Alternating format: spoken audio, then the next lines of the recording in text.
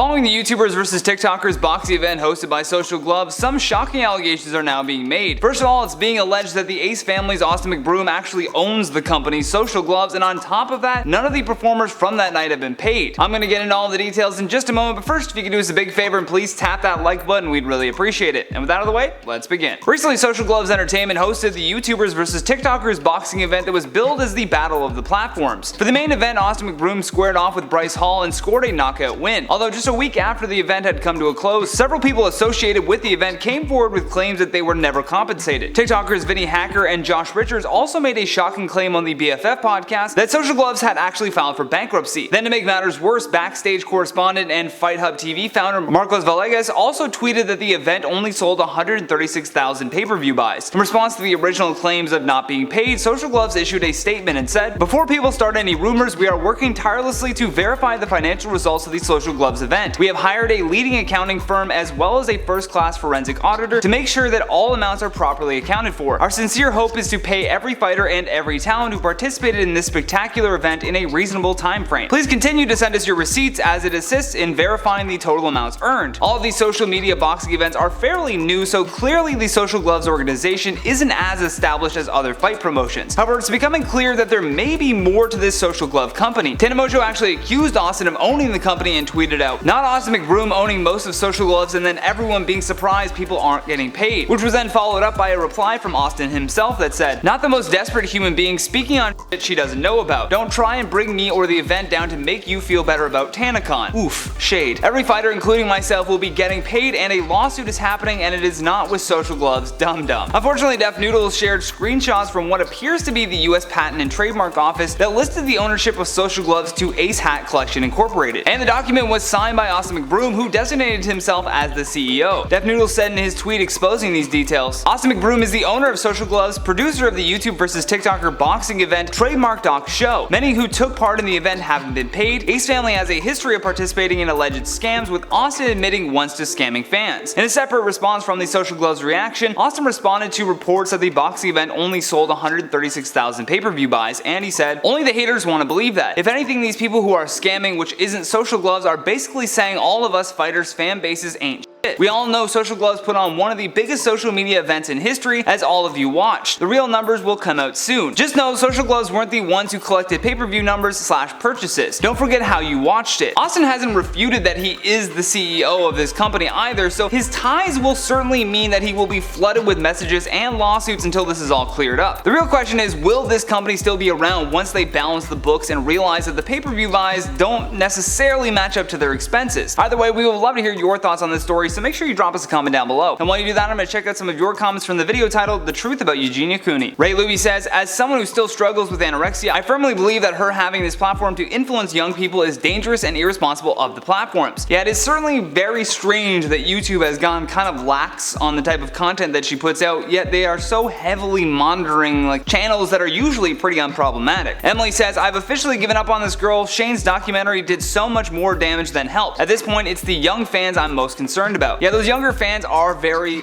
they can be influenced very easily because what happens is their prefrontal cortex hasn't properly formed yet, so there's not that second layer of thinking where it gets processed through, reason and objectivity. They're mostly acting from their amygdala, where it's just emotion-based responses. So that's why you see a lot of younger people defending their favorite influencer or what have you. Lexi T. Rexy says, "Why are people like this even considered influencers as a whole? It's so irresponsible and sad." I mean, I feel like we need to take that definition away from them and stop calling these people influencers. They're just people who put stuff on the internet, unlike everyone else. Meher Bakchi says, "Why are influencers the last people who influence other people?" Literally, this couldn't be truer. I love this. Ash Artemis says, "I used to watch Eugenia when I was younger, and now it just makes me sad. Especially when people who were her friends, such as Jacqueline Glenn, tried to help the internet, and Shane made it so that help disappeared." Yeah, Shane jumping in really didn't help. I feel like he was just trying to attach himself to anybody that would get clicks at that point. Either way, guys, that has been today's video. Thank you so much for watching. I've been your host, Johnny Rogers, and until next time, stay classy, YouTube.